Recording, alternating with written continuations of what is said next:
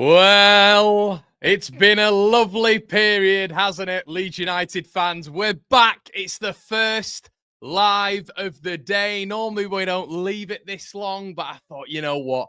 We'll build up to this point. And genuinely, thank you for all your support over the weekend. Our video live from Bramall Lane hit 22,000 views today. It's been brilliant over the site. We've done a Patreon video today as well, which was fantastic. If you want to check that out, everybody, all of our Patreon users get involved as well. Link in the description below for that. If you are interested as well, we have a second channel. We have a video on the Scottish Premier League. If you're interested in that sort of stuff, check that out. Link in the description below. That's with Gabe as well. Closing in on 10,000 views. It's been just an epic time. It really has. And listen, last week, went to Sheffield. I stayed home in Sheffield twice. Thank you to the Ibis Budget Hotel.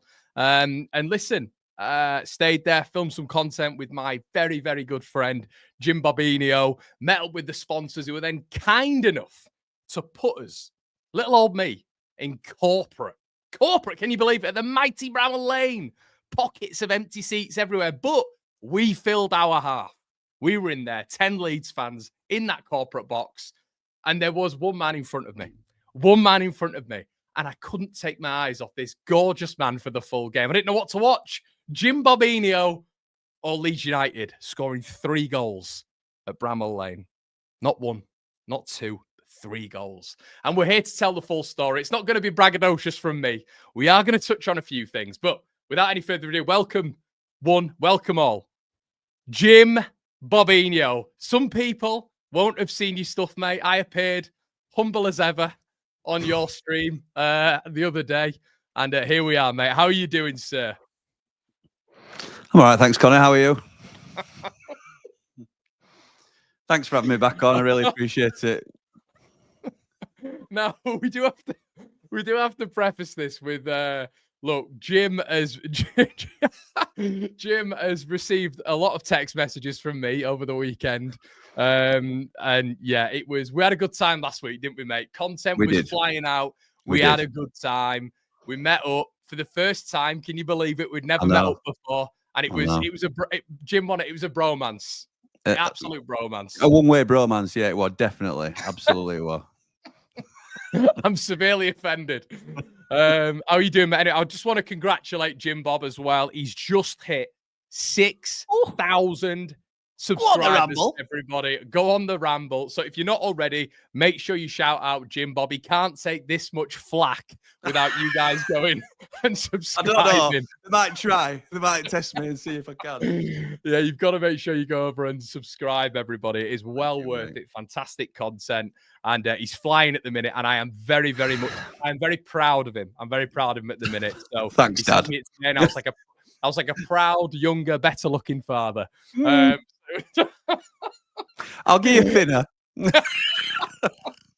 How you doing anyway, mate? All good. It's I don't know where to start. Do we start? Well, the content. We can wrap up if you want. We can wrap up. I'm all right. I'm all right with that. Well, you've been found, mate. A lot of people were like, "Where is Jim? Where is Jim?" I didn't respond. Where did they I was like, expect me to be? Where is he? I mean, you kind of did go cold turkey a little bit after the game. I rang you. And then you went on stream. I think I tell you what, and if you'd have gone live as soon as you got back, I don't listen on the ramble. We don't chase the views. All right, we've got it. You've got to put out content when it's right to put out content. That's good. I had a call on my way home from the ground asking me to return and catch a drink with Connor and his sponsors. Oh, actually, yeah. Let me turn this car around. I'm absolutely miserable because we've just lost a game. Yeah, hang on. Dave, would you mind just turning the car around and we'll go back and we'll have some drinks in Sheffield with Leeds lot? Yeah, I'm sure that's going to happen. Jim, where are you? Where are you, Jim? Where are you? Jimbob, you have to say, like Delia Smith on the other line. But you took a lot of flack for your combined 11. You took a lot of flack for that. And then you came into it, didn't you? You took it on your shoulders, didn't you? You had the stream last night. I came on as Ali G. I got a bit of abuse myself. From your own fans. from your own fans because you went too far, Connor. You pushed it too far. It bit you on the backside, and I loved it. Listen. I can be abrasive sometimes. I can be, but yeah, it was unbelievable, mate. What an experience. But yeah, it was. Do you know the funny thing is, when we went for a couple of drinks afterwards, celebrating the win, of course, which you have to do. You do. You have to win. But yeah, then we got the sponsor was in there and he went, "Where's Jimbob?" And I went, "He's gone home. He lives in Wakefield." And he went, "Get him back." I was like, "There's no chance that's happening." And he wanted me to text you. So I was like, "Well, you're the sponsor." He's not my sponsor. If he were my sponsor, I might have turned car around. Oh, brilliant. You missed out there, pal. You missed out. So yeah, anyway. Well, I'll tell you what, mate. How are you feeling now? Anyway, we'll get into the game, but how are you feeling overall? Because some people might not have seen your takes. So, how are you feeling? Okay. Yeah, that's fair. My overall impression of the game was obviously we're very disappointed with the result. I think the first 30 minutes we were the better team, probably by a stretch. If I'm honest, surprised everybody in the ground, not just Leeds fans. It surprised Sheffield United fans how dominant we were. Went on the front foot from the beginning. Absolutely dominated for the first 30. And I don't sort of hold back with that. I thought we were the better team by far. Caught you on the op. And I thought then you came back into the game a little bit towards the end of the first half. Thought the second half, we maybe shaded it for the first 10, 15 minutes. Then again, it became anybody's game. And I think the last 20 minutes, we were spent. And that's our own fault for going high press and pushing everything that we've got at you. But you were just very, very good. Superb, to be fair. And that is why you'll be champions. I said on Ramble that when we were on top for half an hour, first half hour, we scored 1 goal. And when you were on top for the last 20 minutes, you scored 3 goals. And that is the difference. That is the difference between the two teams. Not only that, obviously you've got quality. And it's too simplistic to just say it went in phases in the game. Obviously, Wilder's subs have come under some scrutiny, which I push back on. But I will say that your subs that you brought on did change the game for you again, and we've seen it before. It shows you strength in depth, and that's not Leeds have got too much. That's a fair play. You brought on better players. I thought Rothwell made you better. I thought Nonto is a like for like with a tiring Solomon. You know, you bring Ramazani. I think all 3 of those getting our side from the start. And I genuinely think we're the second best team in the league. So that shows how far in front you are at this stage. And I do think you'll win the league now. I do think you will win the league. And I think I'll end up wearing a shirt I don't want to wear. But again, we're in negotiations to cancel that bet anyway, aren't we? So we'll see how that goes. I'll keep everybody updated. I was asked. I've been asked by people that said, you know, where's this come from? You know, I'm coming on and I'm a bit. You haven't been asked. You haven't been asked. You wanted to build this up to say that. But I'm a little bit. You know, this is a story. This is a fallacy. Nobody's asked you. Nobody once has said to you, Connor, where did this bet come from? That's a lie. No. You want to again repeat that it was my idea to do this bet. That's all you have to say. Jim, that's all you have to say. But I was actually going to say, people have been saying to me, yeah, if you made a video. Been saying to me, you know, where's all this come from, Connor? Where is all this? And I thought to myself, I've got to play. Do you mind if I play the video? Is that all right? If we just go back a little bit. It was completely unexpected, this, Connor, that you were going to try and catch me out with a video. We'll go back. Yeah, here we go. Memory Lane. Replay your significant memories now at a discounted price. We remember, so you don't forget. First and foremost, how are you doing? All good? All good, mate. Yeah, life is good at the top. Yeah, Sheffield United, obviously top of the league at this moment in time. Say it again. Chill out. Currently playing Gus Hamer out there. We all know, you guys know as well, because you tried to nick him, but he didn't want to come. You'll know better than me. I look at Jayden Bogle and I don't think he's a good fullback. So yeah, us and Burnley finishing above you, we'll win the league. Ethan Moore and Tyrese Campbell getting over Pirot. Oh, fuck off. Sheffield United are top at league. Who can believe it? Well, we've won 5 more points than you. I was going to say... Wait for it. Here it comes. If you'd like a little gentleman's bet on it, then the loser would come on in the opposing team's shirt. 1 eternity later. So you're on track to wear a Sheffield United shirt on stream.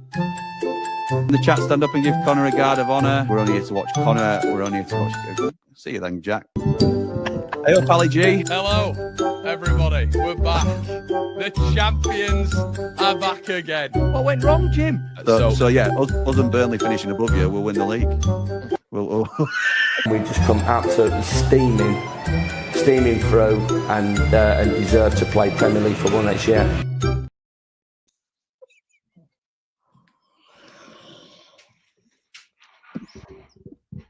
Well, you pay your money, you take your choice. We're all in. Now I'm all out. Oh my God. For those that are listening on audio platforms, there's no issue with the line. Connor's just lost all sense of being able to speak. Yeah, I did. And look, It's only 5 points. Look, we have to be honest. This guy, this is what I'm saying. This guy and me, I've given it to him. But the start of Battle Lines, Jim, I didn't know what to say. This Sheffield United fan channel came on. He was giving me it left, right, and challenge. I didn't know what to say. Not at all. I was sticking up for my team. And you stuck it on me. In the early days, Jim, I was like, I didn't know what to say to you. You were sticking it on me. But it is what it is, mate. It is what it is. Yeah.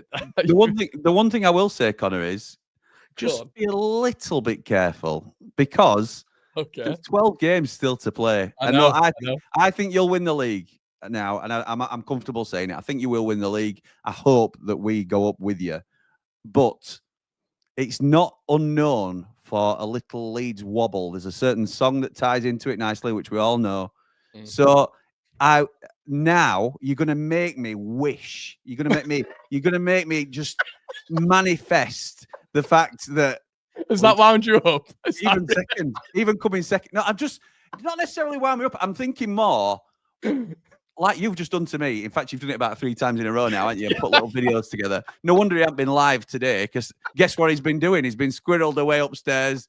But fact check file date, cross-reference. When did he say? Jim, calm down. Jim, calm down. Go on. I'm calm. I'm just thinking this would be gold if Leeds do not do the business now. So you're right. You have now gone to the point of no return yourself. So what do you say? I'm eating humble pie. Nom nom nom, like I was saying to you earlier. Nom nom nom. Oh God, yeah, but no, I am. Look, and that's why. Do you know? But I'm not normally like this. You brought the devil out of me, Jim. I have, yeah. I have, and you've embraced it. And now you're the bad guy in your own space, on your own channel. I know. I've got Leeds United fans coming over to Sheffield to the Blades Ramble, a Sheffield United channel. The Bramall Lane Ramble, the Blades Ramble. Like and subscribe. I've got them coming over saying, "Don't listen to Connor. We hope you go up too. We hope you go up too." Brilliant. Love it. Yeah. Love it. And they're all very welcome over there as well.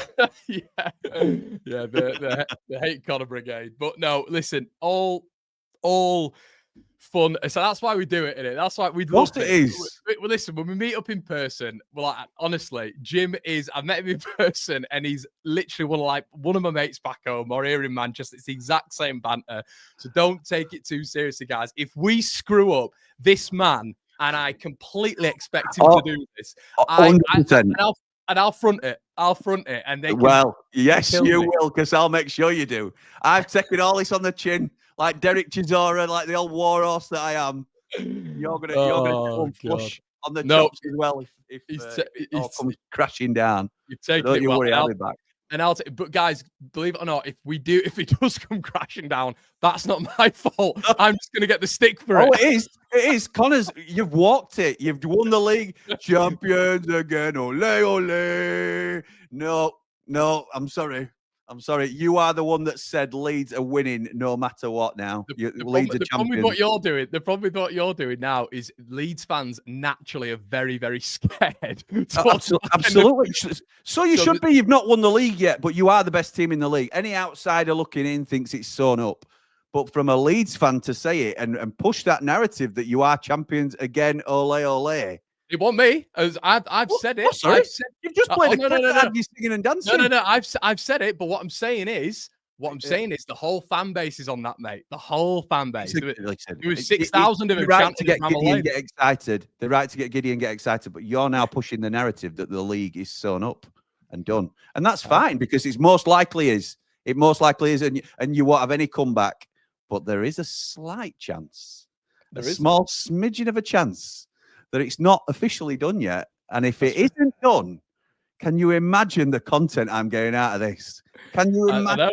I'm setting you up. And imagine, just imagine that little club in Lancashire dare to overtake you. And then imagine Jimbob. Imagine if you play another team in Sheffield in the playoffs. Oh, wouldn't that be? I'll tell you what. If they get in playoffs, I'll wear one of their shirts on here and all. No chance. That's not an official bet, by the way. But there's no way. There's no way they're getting in playoffs. They are useless. But they may well beat us. So just stick that in your highlight package when they come back and get some offers. But I think people were thinking I was being braggadocious out of nowhere. Yeah, Jim right at the beginning was giving it to me left, right, and centre when they were top. So I just thought those sort of people, mate, haven't been watching, have they? Because it has been very 50-50, I would say. You know, it's different because I'm not going to say that. Careful. I'm going to get myself in trouble. Yeah, I'll get myself in trouble. But I can give as good as I get. So don't worry. I was not offended by Connor's actions last night. And to be honest, it were expected. And he's right.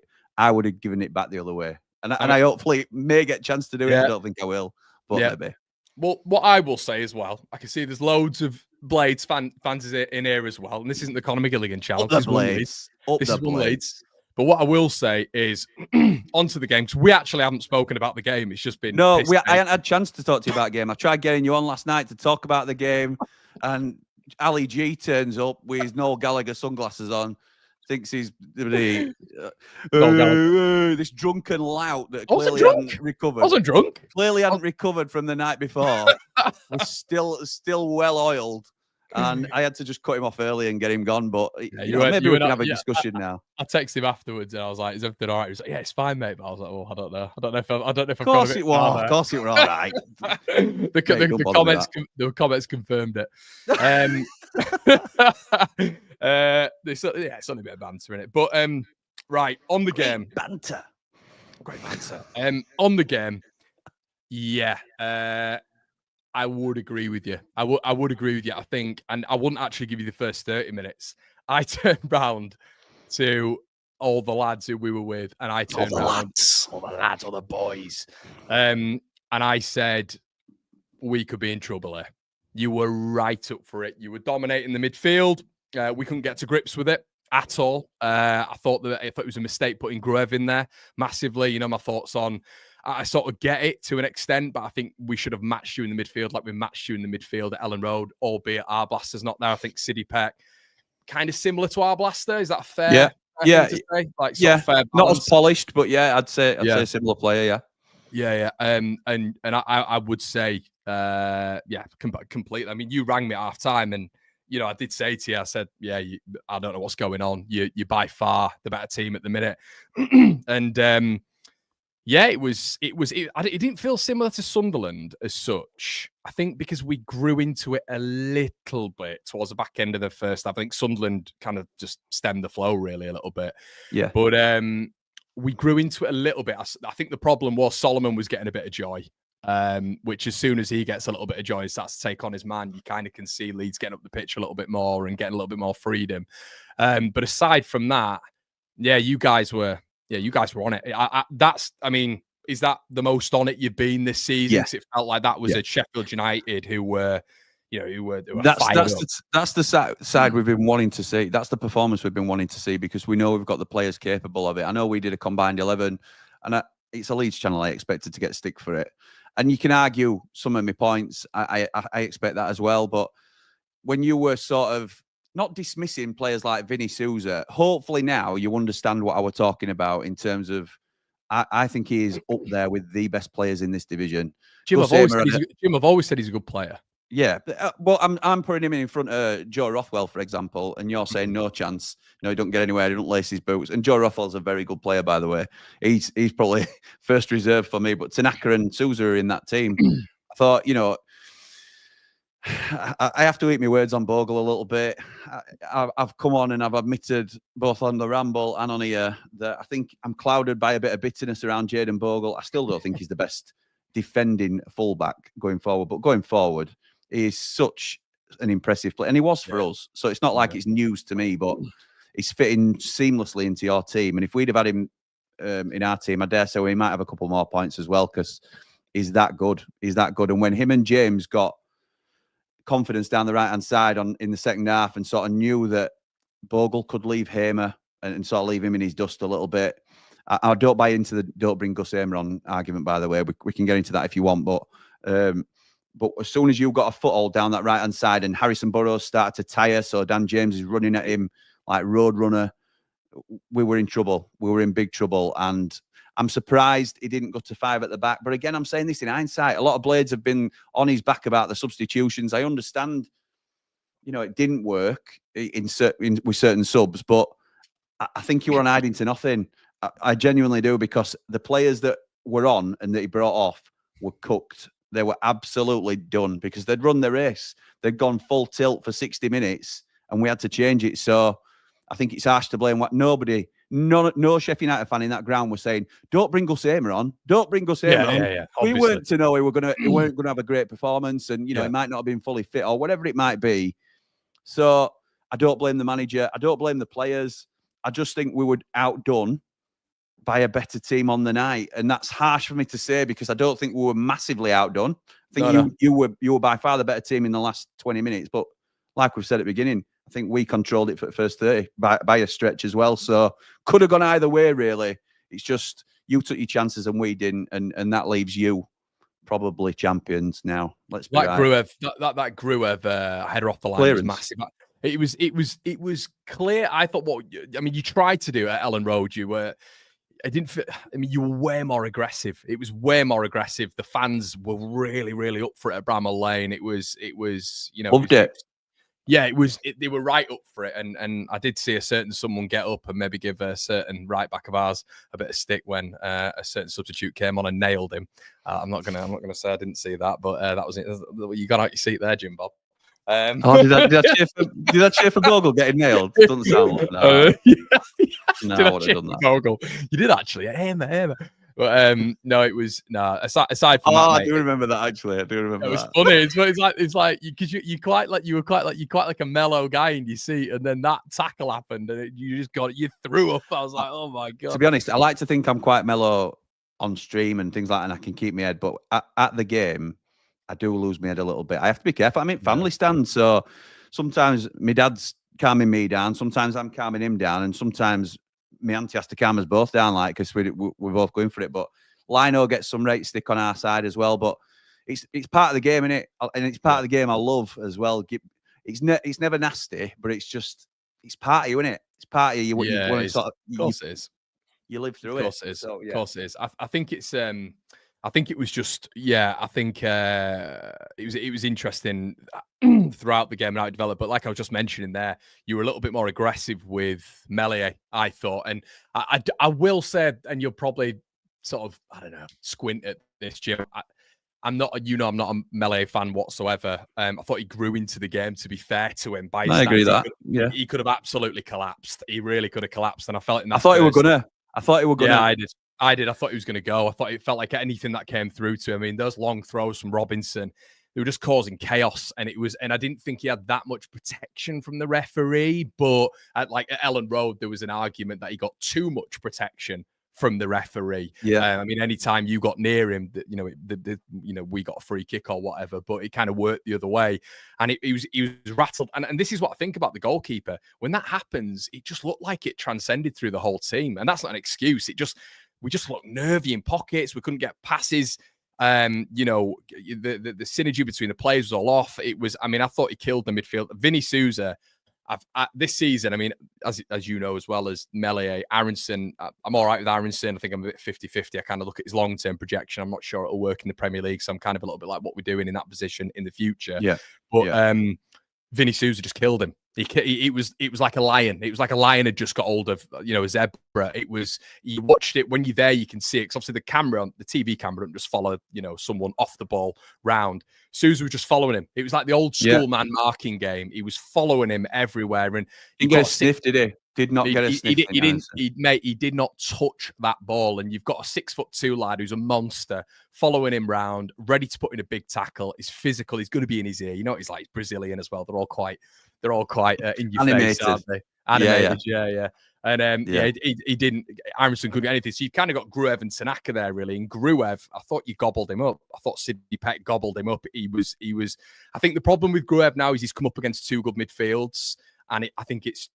I know he cleared it off the line. I was mentioning this in a review afterwards. He cleared it off the line, great. But I was looking at his general play. His general play, mate, I think against better midfields, especially in the last two, if I'm being hypercritical, he's struggled a little bit. And I think when Rothwell came on, he wasn't unbelievable, but I thought it looked a lot more polished. It looked a lot more smooth. How is Rothwell not starting for you? I know you've got an embarrassment of riches, haven't you? But how is Rothwell not starting? I just know what as well. I wouldn't. It's a controversial one as well. I don't know if you saw it earlier on today, but I wouldn't take him in the Premier League either. Rothwell? No, I wouldn't, mate. No. Well, can we have him then? Yeah. Well, yeah, you can have him if you want. No, to be fair, we're all right in centre midfield, but he's a very good player. He is at Championship. He is at Championship. Yeah, he is. The rumoured 7.5 million quid. I just think it's that. It's what we're talking about. It's elevating your side. It's elevating that midfield. And I think there's two of them who make that step up. I'm just not sure Rothwell is. I think it's a no-brainer. I disagree, to be honest. Yeah, really? I disagree. I think he's good enough. I think he's. I don't think he's like a good Premier League player, but I think he's certainly solid enough to be a bottom half Premier League player. He's not even starting for you at the moment. So if you consider him a squad player, he strengthens you. And if you sign him on a 3-year deal and it all goes wrong for you, you've still got a really strong centre midfielder. I don't think it will go wrong for you necessarily because you've got the finances to have a real go, but it depends where your ambitions lie, doesn't it? Because for us, I would see that as a really solid signing in the Premier League. 7.5 million for Joe Rothwell. Great little engine in the middle, can control a game and things like that. But if you're thinking, actually, we're going to spend a fair bit of money next season if we go up. Years old. He's 30 years old as well, Jim. Is he? Is he that old? I thought he was like 28. No, he's 30. Okay, that does change it a little bit, doesn't it? But he's a very good player. Very good player. But yeah, it depends where your ambitions lie, doesn't it? You may have your sights set higher. Would it surprise anybody if Calvin came back? No. I know you're scoffing at it, and that in itself is. I'll get stick for that. I'll get stick for that for scoffing at that. I will. I know I will. So that's welcome. But that's surprising as to obviously the Leeds fans loved him under Bielsa because he made him into an absolute monster of a centre midfielder. Got him in the England setup. Obviously Phillips did his bit as well, but under Bielsa he became a real player, and he's fallen off since. There's no two ways about it. He's not pulling up any trees at Ipswich, and it's just not happened for him since that move to City. But why wouldn't you take him? If you're not taking Joe Rothwell with you to the Prem, why would you scoff at getting him back in your squad for Premier League? Well, I think it's an interesting conversation, but like this is what we're talking about with, you just mentioned Souza. Yeah. I absolutely love Rothwell. And this is why, Jim, you'll get it as well. I know you've had it with Jack Robinson and all this sort of stuff. You come on this channel, it's not an agenda, but I absolutely love Joe Rothwell, but I can separate myself from that and look at the Premier League. That's what I can do. And I can look at the Premier League and I can try to take sentiment out of it. Now, that's not popular because people... You've got to take sentiment out. You've got to take sentiment out. But you're looking at Vinny Souza, I would probably have Vinny Souza, if you to throw that question at me, over a Calvin Phillips right now. I would. I'd probably have that right now. I think Souza's adaptable to the Premier League. I know he's had his injuries, but I like him. I think he's physical in there. I think he's adaptable to that level. I think Calvin is struggling in his career right now, and he's touching 30 as well. He's another one who's touching 30. His wages are going to be off the charts. I just not for me, mate. I think it was lightning in a bottle with him, as it was with a lot of your lads. Like Egan Basham. Yeah. O'Connell, it was lightning in a bottle, wasn't it? It was O'Connell. absolute. And would they ever, was Egan ever the same player, when he left Sheffield United? It's probably not. And then obviously I know it's different circumstances, different situations and stuff, but it's lightning in a bottle at a certain time. Calvin, I think we just got to leave it where it is. But no, I think looking back on the game, we're taking a little bit of a tangent, but looking back on the game, I think, yeah, we grew into it, didn't we? It sort of came at that 60. I mean, he made changes very early, Jim, which is a big compliment to you lot as well. It's a very big compliment. He never does that. He never, ever, ever does that. And do you know what that said to me, Jim? That said, he wants this. He's going for it. Yeah. I thought with the changes he made as well. Surprised me a lot that. I didn't expect him to do that. I thought maybe Byram would have come on, Grev would have stayed on. Yeah, what else would he have done? Maybe brought Joseph on. But I think what we've seen over the last couple of games as well is he's dropping Peru into that 10. And Joseph is then stretching the back 2. So it's facilitating a lot of space for Peru. When Peru was in the 10 last season and Rutter was up front, it never worked because they were almost like in each other's way. They were both sort of 9.5s. They weren't 9s, but they weren't 10s. But you've got Joseph who just stretches that back line, and there's a lot of space in behind for Peru there. So that's what you've been asking for as well, isn't it? To be fair, you've been saying on your channel that you think that would be the combination to go with. I appreciate you've got a lot of different combinations, and Aronton's a really popular player for you at the minute, but Peru works well in that 10 with Joseph, or he certainly did against us for that little pocket. Because I thought he were kept quiet until Joseph came on. I didn't think Peru troubled us at all, to be honest. So, no, he didn't.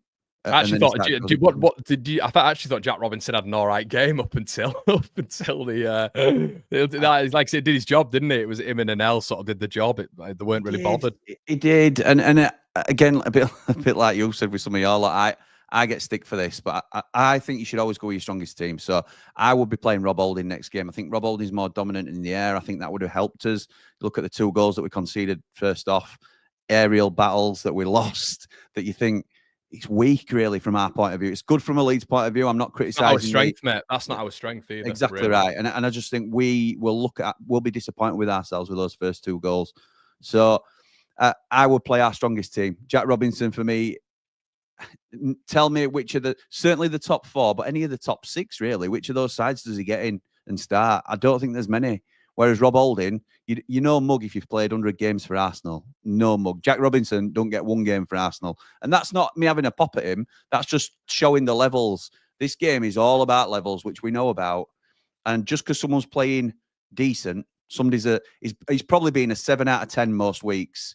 Well, what if Holding could come in and be an 8 or a 9? Like Anel's been last couple of weeks before the Leeds game. But what if he could kick us on rather than just maintain the status quo?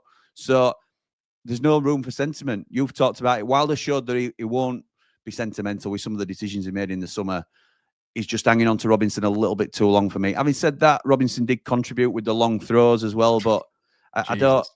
Which is a weapon. He's got an arm on him, hasn't he? Bloody hell. Yeah, he has, and I'm hoping he never sees anything I say about him because I don't want them arms swinging towards me anytime soon. But it's nothing personal, Jackie Longthrow, for if in case you ever see it. But yeah, I think you've got to go with your strongest team. No messing about this time of the season. It's too tight where we are now to not be going out with your best 11 every time. And I think Rob Holding's in it, and I don't think Jack Robinson is. Yeah. I saw you say as well that you thought the 3rd goal was maybe a little bit of an issue from Cooper. Do you still think that, or do you think it was just a fabulous strike? I got immediately shot down by Man Mountain for that, and probably fairly. We've come to expect Michael Cooper being brilliant.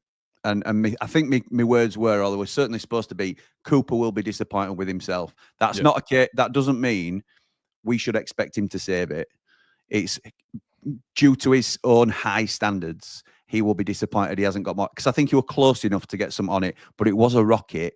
And Paul rightly said to me, I think he's blindsided as well by somebody's in his way. He sees it late, and that's why it comes past him so quickly. And it's hit really hard and well. He wanted to pure a shot in his life as well, Peru. That's what I mean. So sometimes you just have to hand it to the striker. I didn't think for a minute, oh, well, that's ridiculous. Why hadn't he saved it? It's just you see it in real time. And I saw him 2 yards away from ball, and it just zooms past him, and you think, maybe he could have done a little bit more, but I'm probably being harsh. I love Michael Cooper. I think he's been our best signing in and amongst some great signings. So I'm not criticising. He'll probably end up he's in with a shout for player at season. So, and like you said, you talked about Meslier sort of forcing the defence into doubting themselves, and so you looked uncomfortable as a unit because he kept dropping the ball and stuff like that. Cooper's the opposite for us. When you've got a goalkeeper behind you, and this, I don't mean to sort of feed into the Meslier argument with Leeds. It's not an attack. It's just more a case of, I can tell you from a Sheffield United point of view, because we've had Wes Fodringham before who was okay. I never really rated him, but the fan base thought he were okay. But then we've had some shocking keepers. Robin Olsen were awful. Gerbich was garbage. Having a goalkeeper. Forgot you had Olsen. Yeah, and he were terrible, mate. Absolutely terrible. But Michael Cooper is safe pair of hands. Don't do him justice. He's got an aura about him, and he he controls his area. He takes charge of the ball. He looks assured. You can lay it back to him, and you know he's going to be okay. His delivery of the ball sometimes is left wanting, but we nitpick him because I think he's the best at this level. I know Trafford's had a really good season. Well, do you know what the interesting part of it was? Like, we were just saying during the game.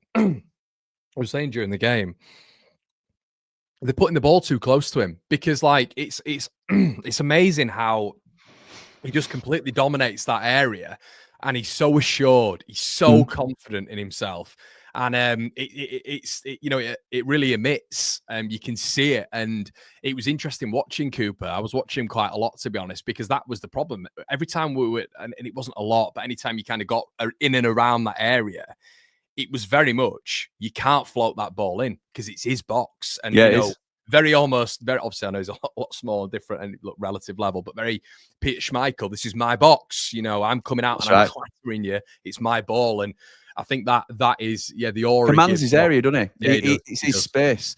And it came up in comments last night, and it were a Blade that said it, not a Leeds fan, to be fair, even though we had a lot of Leeds fans over there. I wonder what they were doing, just whether they were waiting for me to say something they could jump on, or whether they were waiting to see if I was going to be humble about it. But it were a Blade that actually said, I fear for losing Cooper if we don't go up. And I'd not even thought about it, because I always thought, well, surely he gives us another year, surely, because he's stepped up from Plymouth and he's done really well. And I think he might, but I'm content. I'm not content. I have come to terms with, if we don't go up, we lose Vinny Souza, we lose Gus Hamer, and we lose Anel. And I think we can rebuild a side. You've shown that you can lose big hitters in your side and rebuild and have a successful season. Losing Michael Cooper, I think, would be the worst of the lot, because he's going to shatter everything that we've just built our foundation on. He's captain material. Absolutely, he is. He's a leader. He doesn't have to wear the armband, but he's a big character, and he's one of those that, like you say, it's that aura about him that I was talking about. You say he's got a presence about him. He has, and I think he's been our best signing. And if we were to lose him, I think that makes me more nervous than losing Gus Hamer, who I think is our best outfield player. Certainly didn't show it the other night, but I think he's absolutely class. Vinny Souza, you've seen yourself in the flesh how good he is now. I think all of them, I have to make peace with losing them, because they're destined to go and play in the Premier League. Michael Cooper is, once he gets to the Premier League, he won't come back down again, but I hope it's with us, because if it ain't, then we're in trouble. So... Interesting. Get to a few comments. Bobby says, Bogle better be on that shirt for Jimbob. It's either Jimbob 9 or Bogle 2. I don't know which one. I mean, Bogle 2 is cheap. Did we say about names on back? I don't think we did. I don't think we did, to be fair. That'd just be the added stick. Yeah. Am I not facing enough stick here, or what? Bogle 2 on back. No, you're taking it well, mate. Here you says, I said Leeds would show Blades that the little brother, that they are their little brother, and they did it. Oh, look, Jim's thinking, he's just like, what can I note down? No. You've got Connor. I've got Connor taking the mick out of me, and I'm going to get him for about 400 clips, and then hear you saying this. you've got to take it on chin, haven't you? You've got to take it on chin. If you give it out, you've got to take it. So, but we're winning the league. I don't see us losing. We've got so much momentum yet. We'll get into that in a bit. That was class, Connor. Cheers, Daz. But thanks for all your comments, everybody. Chemical says, people looking completely at the wrong thing. Leeds should focus on good quality, but at a good price, not poor quality, a big price. Like a cannon. Wow. Let's touch on that. Another stab. Ow! There's no need. There's no need.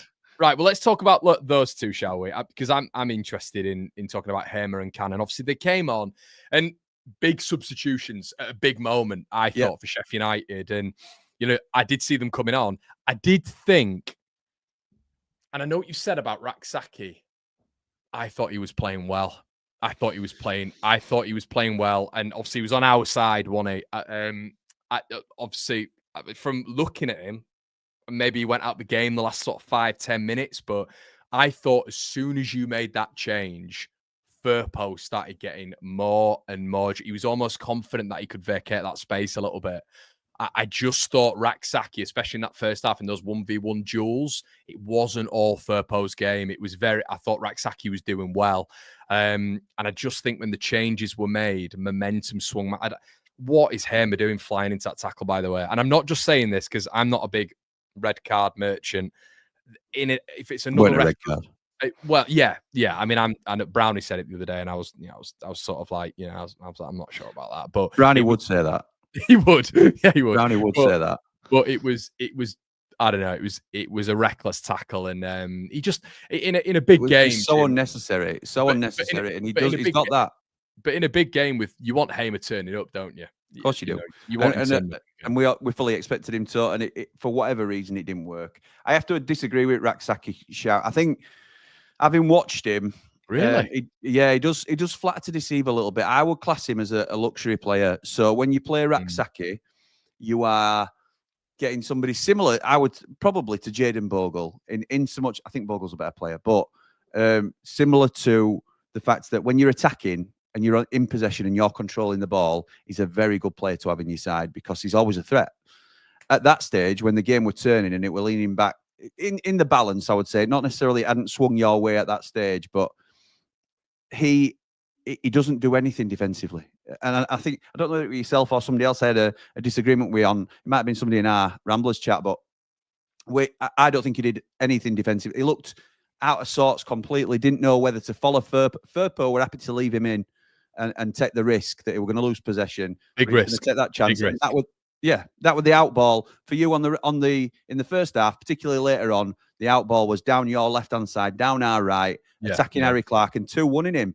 2-1 in Harry Clark because Raksaki wasn't tracking back. No track back for Raksaki, like we were saying the other night. So that is the problem, and we were getting done on the right. I thought when he made the change, certainly to Chowdhury, I thought he showed it up a little bit, but I thought Raksaki had become a little bit ineffective. So I didn't mind him coming off. He does fade a little bit in games, particularly when the going gets tough. So I wasn't surprised to see him come off. Well, that's interesting. All the blades saying that Connor backsack and crack gave it away too much. Raksaki was awful defending. I didn't look at it from a defensive perspective, but and look, that's how you got to look at it nowadays as a winger. I'll be honest, mate. I thought Clark was getting absolutely rinsed for periods. He were getting 2-1, mate. You were doubling up on him, and I'm not defending him because I think he's still under a bit of scrutiny from Sheffield United fans. He's not real. He's had a couple of very good games and a couple of very average games. So we've not seen enough of him to judge him properly. But I wouldn't say I'm really confident in him. I thought going up against Solomon were going to be a really big test for him. And again, I thought he failed a couple of them tests early doors because Solomon, you fully expect him to. I know he can go either way, but he's better coming in onto his right foot. So show him the line. He didn't show him the line once. Either way, he were getting doubled up on, and that were Raksaki as well that should be doing the work and helping him back. So I weren't happy that Clark got injured, but I were happy that Chowdhury came on and did a more solid job down that right hand side than. Do you think he struggled? Do you think he struggled more when he came on? I thought that's when we started really getting some joy. No, I think it was because we accommodated Gus, put Gus on the left, and moved Ben Brereton Diaz, who were having a very good game, to the right, who were then blowing. And he does chase back, but he's not fit. So if you look at the first goal, loves a moan as well. Jesus, you leave him alone. All right. Firpo is Brereton Diaz's man who he doesn't track for the first goal. So because I'm always looking to see is that Robinson again? Is that Robinson again? No, it wasn't. it were Ben Brereton Diaz, and I don't expect him to be a world class defensive header or anything like that, but that's why he eventually got dragged because he were blowing, and Wilder had to make the subs. So I don't blame the manager for the subs. I think we'd gone too hard. You just think it was almost a Sunderland situation where I think if we went 2 down, I think if we went 2 down, I think I would say that would have been game over then. I think it's a completely different game. We'll never know, will we? But it's a completely different game. So you just you just think you went for it, and it got to a point of which you were just gassed, like Sunderland, I guess. Yeah, I think, and then you grinded us down for the last 20 minutes, and right, deservedly won the game in the end. But if we'd have gone 2 or 3 up, which that nobody could have argued if we'd have scored 2 in first half, I don't think, and that's a completely different game then. So it'd have been interesting to see. We're never going to know our way, and the result ain't gone our way, and we have to swallow it now. But it's. Yeah, we are where we are. I will give you what I will say is, I thought, should I say this? God, go for it. We're honest on Ramble. I thought the Sunderland game, I came out of that game and I thought there ain't going to be a tougher game than that. There's no way going to be a tougher game than that. I thought that first 30, 35 minutes, I don't think I've felt like that this season. I don't think I felt like that. Maybe to be fair, there was about a 20, 25 minute period against Ipswich last season when they were just, we were winning the game and they were grinding us down a little bit. And I thought if they had another 10 minutes, they were going to get a goal, maybe a couple of goals. But in that first half, I mean, I was turning around to Pete, I was like, we need to get in quickly here because this needs reshuffling. They're all over us like a rash. The crowd's in it.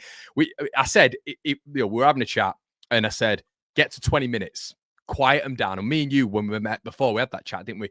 You quiet the fans down inside 20 minutes. And we I can't remember what time you scored, but it was sort of like 10 to 14 minutes. 14 minutes it was, I think. Yeah. And I just thought if we'd have just got to that 20th minute and we'd have knocked it about a little bit. So I will say with Sheffield United, and you did say this, and, maybe I was just trying to block it out, but I do think that second game, you were definitely the best team we've faced, I think. I think, it doesn't surprise me that. It's best I've seen us play. Oh, it's here. There we go. Thank you. Unbelievable. You got any moisturizer? Cheeky git. Yeah. Do you want to say hi? No. Okay. Hi. Right. Yeah. So it would. Yeah, I don't know. Right. That's lovely. Yeah. Thanks. Yeah. A bit. Yeah. Sure. Yeah. My office. Nice to see you punching, pal. Always, mate. You don't want to be punching down, do you? No, you don't. No. No, you definitely don't want to be doing that. Dublin Blade says, if both teams go up, defences need massive upgrades. Pace seems to stretch Leeds and our fullbacks. I think the only...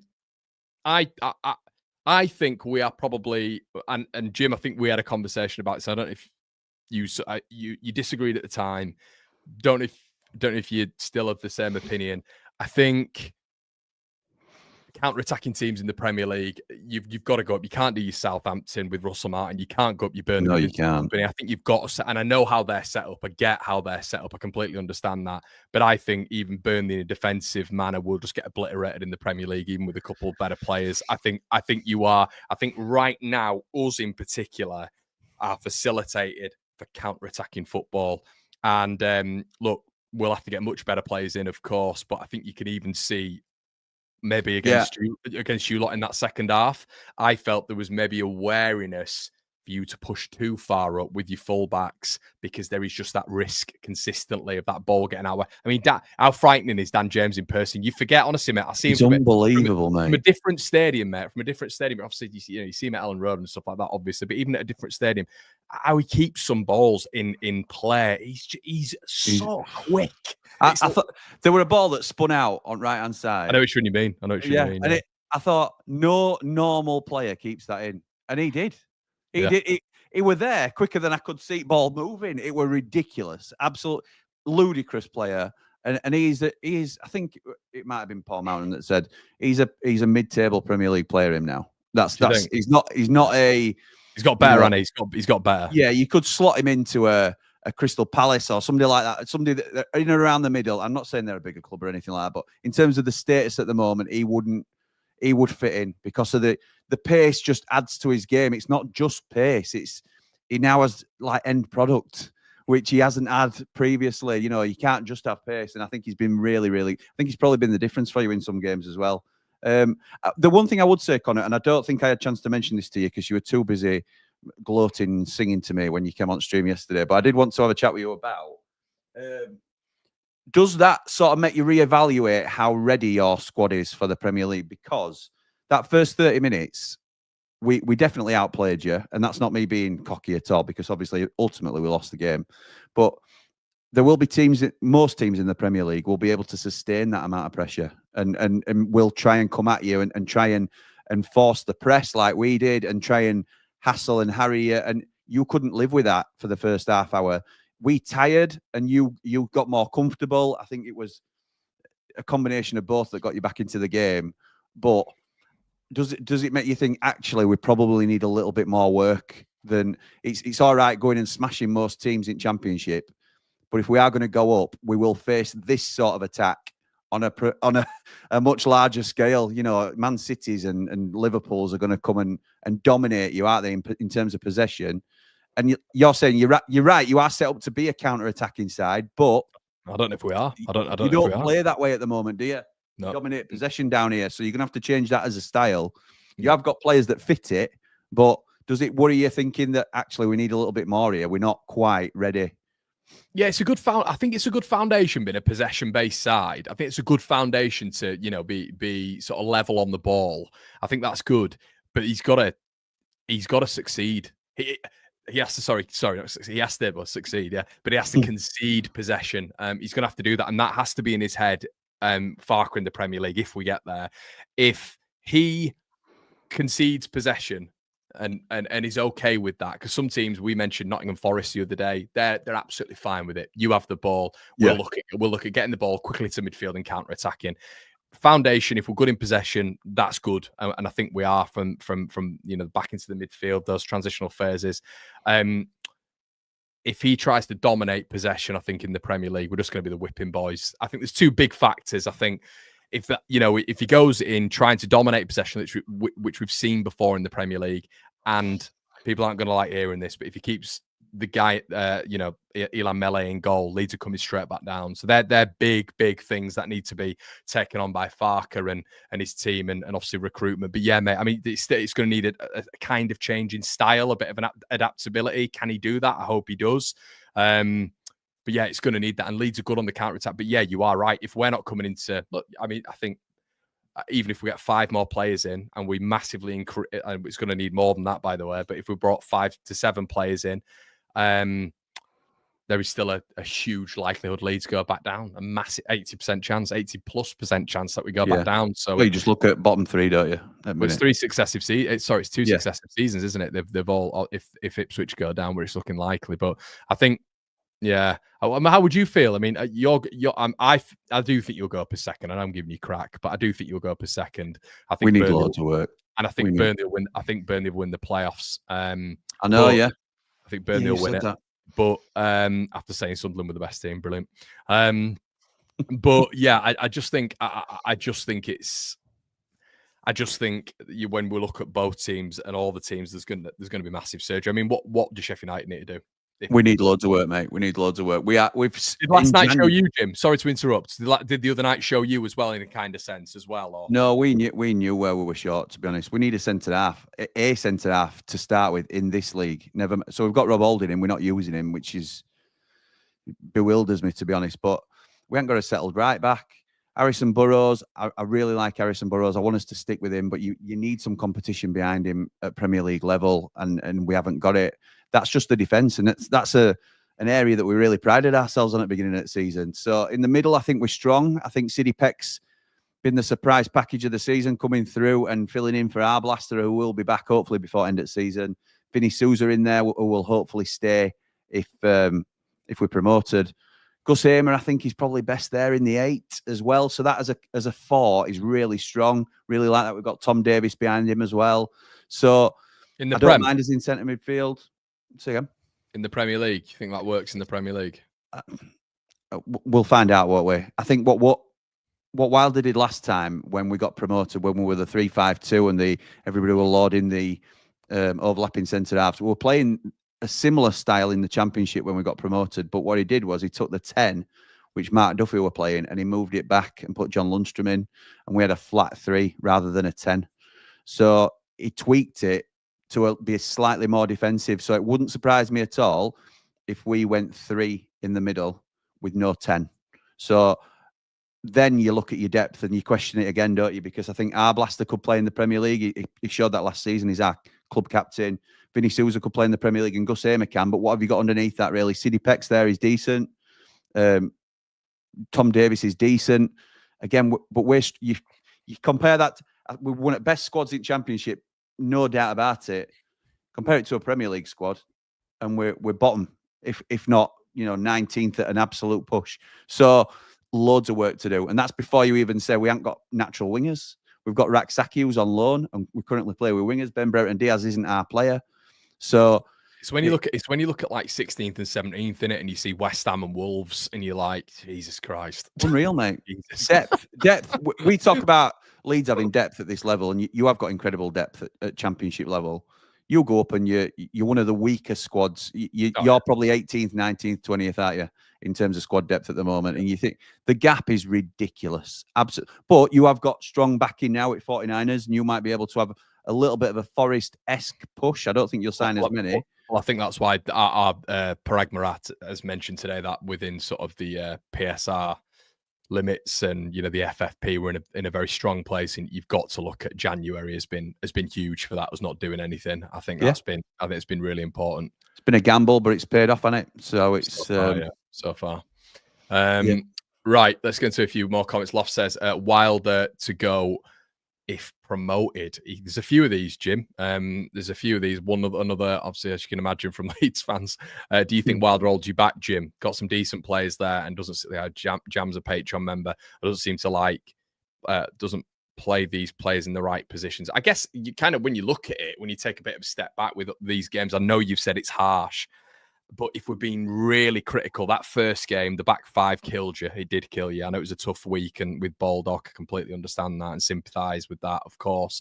But I think he overthought it, and I know I agree.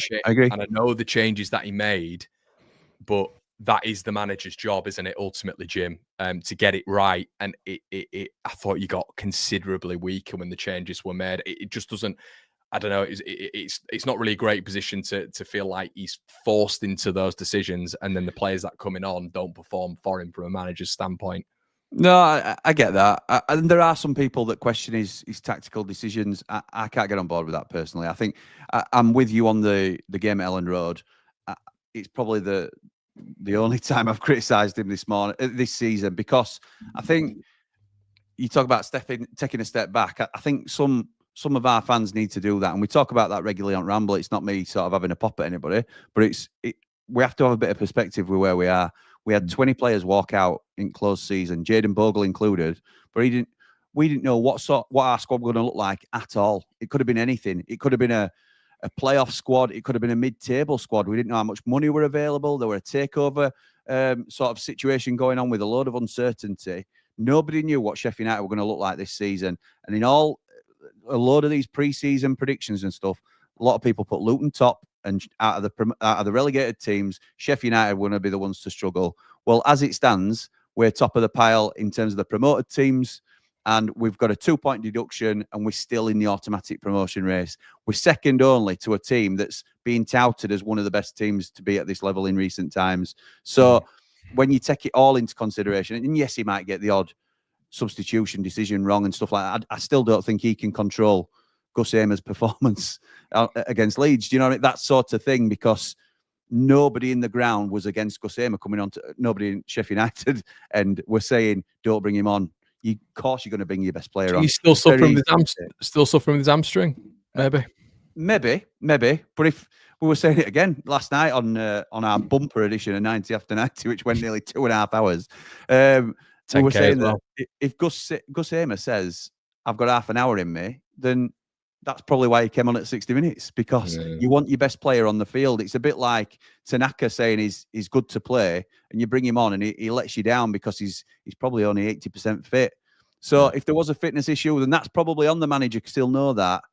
But we're just guessing. We're guessing. We don't know. It could have been 100% fit and just played crap. So that happens. There were just as much likelihood that Gus Hamer could have come on and put one in top corner as well, because he's done that for us this season as well. So I think it's very easy for us fans to say he should have done this, he should have done that. It's very easy to say in hindsight. I'd have liked him to have brought Rob Holding on for Jack Robinson. I don't think that makes a huge difference, but these are little things that we can tweak. And he did what he thought were best on night, and we came up short. And I guess you had at least you had a stronger defence kind of going into this one, because in that other one you had, was it Reece Norrington-Davis in that back three? Yeah, Reece Norrington-Davis has been a really unfortunate story for us, because I really like him as a player, and we're on the verge before he got his big injury. He had an injury that kept him out for about 14 months. So it were a really bad, I think it were an ACL, but it were a really bad injury. And he were on verge of a move to Leicester for about 12 million quid when they were in Prem and we were still in Championship. And that knocked the move on the head. He ended up staying and rehabbing with us. He ended up signing a new contract, and he's just not come back the same player. And it's awful to see, because he's one of these that gives you everything, but he seems to have lost something about his game. I hope we can get it back. He hasn't necessarily been, I think he's best as a left back, but I did like him at left centre half. He's just not been the same player, unfortunately. So it's a really sad story. I think if we get promoted, he'll probably have a season on loan in the Championship, and we'll see how he goes with his development there. But I'm not giving up on him yet. I feel for him, because it's been a tough time for him. Like me with Joseph, eh? Yeah. Never give it up. FFS says difference between Leeds and Sheffield is Leeds beat sides when they are at their best, and Leeds can win when they're not. I guess I'd push back on that a little bit when it comes to Sheffield United FFS, because you got a lot. They've been look, I watch a lot of Sheffield United. They've been poor. They've been poor outside of that Borough game. They've been very poor, in my opinion, anyway, for about 6 or 7 weeks. And they have won games. I think you've lost 4 in 12, though, haven't you, Jim? In terms of that, I think I saw that stat. I heard you say that stat. I'm not sure about that. Is that wrong? I know we've won 7 in 10. Right. Well, that might be wrong then. Misinformation. Could still be right, but I hope. But not. yeah, let us know in the chat. That could be wrong. My stat. I'm sure Blade's fine. Yeah, 7 in 10. But you obviously you did win what, 6 out of 7, 7 out of 8, whatever it was. So yeah. And they were poor. I guess the thing is with Sheffield United, can you actually perform at sort of 4th and 5th gear consistently? Because if you perform like that against everybody else, there's going to be the white flag, very quickly with these teams. But it seems to be with Sheffield United, it's like you raise your game, don't you? But then again, we play to the opposition, and we've said it for a while. That's true. That's true. But I saw enough on Monday night, and we knew that players had it in them. So I've come out content, even though I'm gutted about the result. I'm content with the performance, because I think we've got enough. We have got enough. There you go. The business. Somehow got it right. I wonder what you studied it. Yeah, sure as I was watching your game with my what do you call yourselves? Your red and white wizards or whatever. I saw you do the hashtag. That's how you do the hashtag. That was a long hashtag. Which hashtag? Was it? Oh, you did it on Twitter. It was like red and white wizards with a It's not. It wasn't a hashtag. It were a CO. Yeah, it does look long, doesn't it? When you're right, it were an abbreviation. It's come on, you red and white wizards or whatever it was. Yeah. It's like, that's a long one. Solomon caused Clark to go off with cramp. Simon says, I don't mind Cannon as a player, but the Blades do not play to his strength, so it's a strange. We said, I've had multiple conversations about when you did this. I think me and you have as well, about when you did this at the time.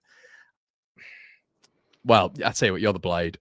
Tom Cannon is a signing. It's a Premier League signing as well, isn't it? That's definitely the branch it's been put under. Unless you decide in the summer you want to cut ties or whatever, but you're going to make a loss. Yeah, where are you at with him? Is Simon right? No, well, I don't think Simon's wrong. I think because by the way, I thought Tyrese Campbell looked an absolute handful when he was on. He's great. Tyrese Campbell's been one of the signings of the season. Absolutely right, and that doesn't help Cannon, because he's compared, and we've spent £10 million on Cannon, and we spent note on Tyrese Campbell. So that works against him before. When you come with a big price tag, you're automatically on back foot. And he hasn't scored for us yet, but he has set one up that was the actual winner against Derby. And I think he's had a tough start to life at Bramall Lane. It's tough playing a sole striker up top when you're not used to the players or the system. Coming in January, I always think it's tough anyway as well, because you're not really used to, you're just sort of thrown into it. I don't think he's a bad signing at all. I think he'll turn out to be a really good signing for us. But I do agree with Simon. I think it was more an opportunistic signing than it was carefully planned. He's been done as part of our new data approach, so he hits a lot of metrics that we like. But I don't necessarily think he fits the system at the moment. I think we've bought a very good Championship player, hopefully with the potential to become a Premier League player, and now we're trying to fit him in rather than this is what we need, put him in the side, that sort of thing. We've sort of bought the player for what we're buying rather than bought him for the system that we're currently playing. I think we've done that with a few players this season, which has ended up with square pegs in round holes sometimes. Yeah, I thought Campbell was. I didn't realize he was that big. He just looks. He's good, mate. He's good. This is thing. I know you sort of scoffed at me doing battle. And listen, if I in the summer when I heard we were interested in Tyrese Campbell, I think people, particularly fans of clubs in the Championship that have been around this league a while, and yes, Leeds fans, that includes yourselves. We have a preconceived idea of Tyrese Campbell, don't we? That good striker at the level, can never really stay fit, but if he had a decent run at fitness, he might be all right at the level, and that's probably it. He came in with no expectations on a free, and he's done superbly well, taking his chance every time. He has had a little bit of time out injured. We did our combined 11, and you laughed when I said Tyrese Campbell. But these players, you'll see, you might not agree with me that he's in instead of Pirro, but you can at least see now after that performance why I'm pitching for some of our players to be where they were. So I thought he did himself justice the other night. I don't think either of them start in the Premier League, Campbell or Peru. So that's what I will say. I don't think either of them start. I think Campbell might for us if we get there, because I think we'll give him a chance. Yeah, I do. Yeah, I think we might give Peru a chance, but yeah, that's a conversation, I guess. But yeah, let's get into a few more comments as well. I'm enjoying this, mate. Doing all right. David says, you have to hope Farke learns from his Norwich days where he tried twice in the Premier League. Yeah, I think he was only given a budget of about 8 million quid, but it is a risk. It is a risk, obviously, going with Farke because, look, you're building for Daniel Farke, aren't you? You're not building for Leeds United. And look, I get it coincides, but Farke seems to have a big hand-on recruitment as well. He's got a big contribution there from what we understand. On that as well, I have to say, I'm not a Scott Parker fan, and he's done a very good job with Burnley. We might not like the football they play, but he's got them into a really strong position. I wasn't a massive Daniel Farke fan either, and I have to say I was quite pleased when you appointed him. I thought there might be a bit of a misstep there, but surely he has proven himself now to the point where not just some of the results that you've got, but the way he's got the results. Like you said yourself, he surprised you with the attacking front-footed substitutions at Bramall Lane when you were 1-0 down, and it changed the game for you. He won you that game with the changes he made, and yes, you've got a stronger squad than everybody else, but the manager controls that as well. So he's got to do the best with the pieces that he's, and you could argue, you could go other way and say, well, he started wrong team and the subs have saved him. Yeah. But I genuinely think his tactics have won you points this season. Whereas we've got people questioning Wilder, which is a different conversation altogether. But I think Farke's done a great job this season, and I think he deserves a chance at Premier. I'm not saying you stick with him all season out of blind loyalty. If you're bottom at league with Southampton's record, then you have to make a change, I think. But I think he deserves a good half a season to see what he can give you in Premier League. Yeah, would you? Yeah.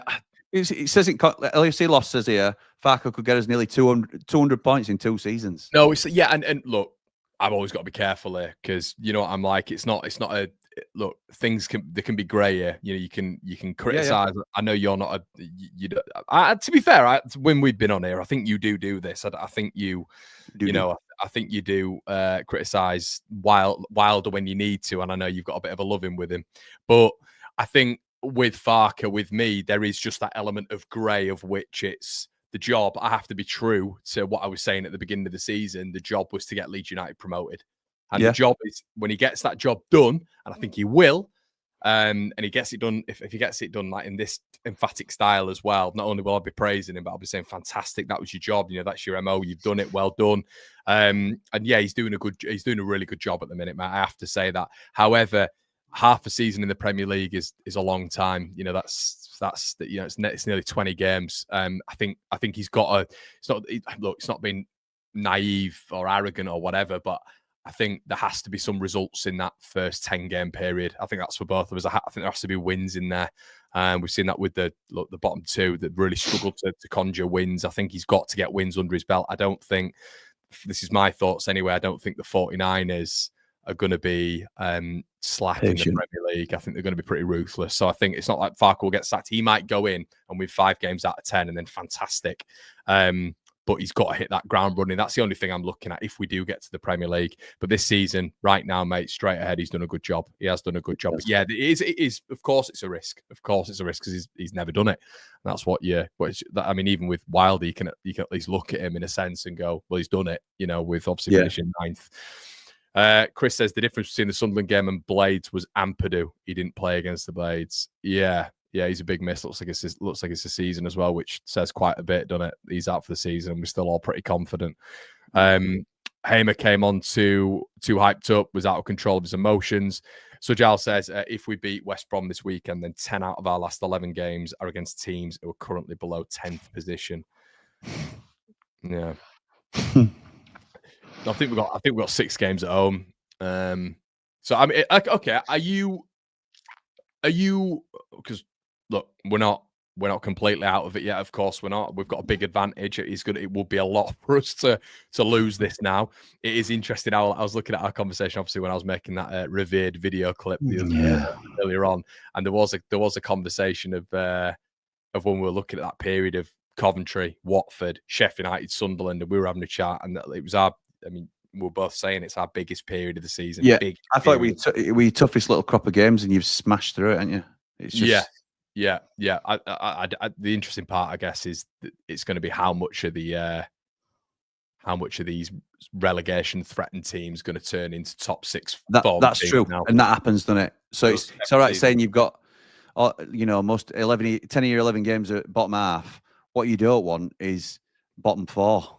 Because any of those, if they've still got a chance of survival, a manager change or something, some spark that says, right, we need to chuck absolutely everything at them because we've nothing to lose now. We've got to go for it. So it's never cut and dry. And that's what makes this league so brilliant. Of course it is. Let's just have a quick look at the table. I've been wanting to do this with you. Why? Well, not for that reason. But if we look at it, it's still healthy for you. Look, we're past the banter stage now, but it is still healthy for you. Obviously, this is interesting, isn't it? Obviously, you and Burnley now, it does feel, I don't know if you agree, but it feels like Sunderland are completely out of it now. That whole result's just killed them. I saw someone on your stream saying that it might, could Sunderland fall out the top 6? I thought that was quite amusing. Ridiculous. No chance. How are we looking at it then, mate? How are you looking at it? Obviously, you both got to face each other. Obviously, we're facing West Brom, still a tricky game for us this weekend as well in 5th. Only lost 7 games, to be fair, which is decent for a playoff team. How are you looking at it? I'm looking at Sheffield United, and I am looking at those losses, mate. And I'm looking at Burnley and those losses, but I'm maybe the goal difference. But yeah, I mean, how are you looking at it? I'm fairly confident, if I'm honest. I'm not. I don't dismiss them by any means because I think they've proven that they can just be a juggernaut of a team in terms of just keep going and going and going. But it wouldn't surprise anybody if they drew in the next game against Cardiff or they drew in the next, the game after that. They're going to drop points along the way, Burnley, because they have been doing consistently all season. So it's down to us to do what we can do. Yeah. So, and I'm confident after that performance on Monday night that we will have enough to go and score enough points. The one thing that worries me is our defensive goals against column, which were on screen there and you highlighted. But this is why I want Rob Holding in. I think he shows up our defence alongside an like Medhodzic, and I think we're a lot more secure aside. We prided ourselves. For so long before Harry Souttar got injured I think it was December time. We were the second best defensive side in the league behind Burnley. And look what's happened. I'm not saying we're probably still third looking at that, but there's a lot of goals got in since Harry Souttar went down injured. We've not been the same side defensively, and it shows. It shows, and I think if we bring Rob Holding in, I'll be not supremely confident. That's over egging it, but I will be very confident that we'll continue a good vein of form. But we'll see. Yeah. But it's interesting, Burnley getting a few goals in it now. Yeah, it is. Benson back in. Edwards looks really good. Yeah, he looked good. So 12 games is a lot as well. 12 games is a lot. Yeah, it is. Do you know what I'd love? Do you know what I'd love? And apologies I know what to you'd all love. Leeds fans. I know what you'd Adam love. Armstrong getting a 1-0 at the weekend and just putting you right back into your squeaky little bum Forgot about position. him. I keep forgetting about him. This is what I mean. This is what I mean. But the fifth. Yeah. You know what I mean? And we're already sort of saying, oh, Leeds have done it. I agree. I think Leeds have won the title, but 12 games to go. Anything can happen. Hull, who would have had Hull on their bingo card to beat Sunderland? It's crazy, isn't it? Crazy. So long live the championship. It's proper football, this. Proper football. You're hating it now. Look at this. You started off really cocky. Champions again. Ole, ole. And we're finishing the stream with your head in your hands. Oh, no. We're going to throw it away. I'm not hating it. I just got shudders to Wembley and Adam Armstrong for that crap Southampton team. What a waste of time that's been. Complete waste of a Premier League position. We could have had that. Yeah, Jesus Christ. But what? Yeah, that I don't know. I mean, I think Madger's out for him. I think Jed Wallace is out for him. And yeah, I don't know. I mean, we might have a fully fit squad. I'm not sure. I think the thing is now with Leeds is I think we're just in a bit of a flow state right now, and it's just very much. I'm sort of confident going into a lot of games, which people should be. Always know you've watched me on here before. You know, for years I'm always deemed the negative and pessimistic one because I don't go on my, I don't die on my shield and say Leeds will do it. I'm always very cautious. I told you, mate, you brought the devil out of me. This has never happened. This has never happened. But I'd be getting to the last 3 games and say, look, calm down, everybody, and then I get called negative. So this is different territory for me. But I just feel like with it now, Ampadu out's big, but I don't know. I think like even Gruev and Rothwell is a bit of a combination to Tanaka. I think it should be good enough. It should be more than good enough. Yeah, it should, mate. And I think it will be. Yeah. All right. We'll wait and see. Well, we'll leave it there. It's been 1 hour and 16. Jimbob's been on stream for about 2 hours and 16 minutes now, I think. Or maybe even more. But well done, mate. You've taken that well. It's been a bit of a battering for you there. So well done. If it does, I will always look. I'll always be there. Yeah. I know you will. And I'll find you if you're not. If you're not, I'll find you. You'll drag me turns around screaming. Oh, man. But Leeds fans, just remember, it's them on the pitch. It's not my fault.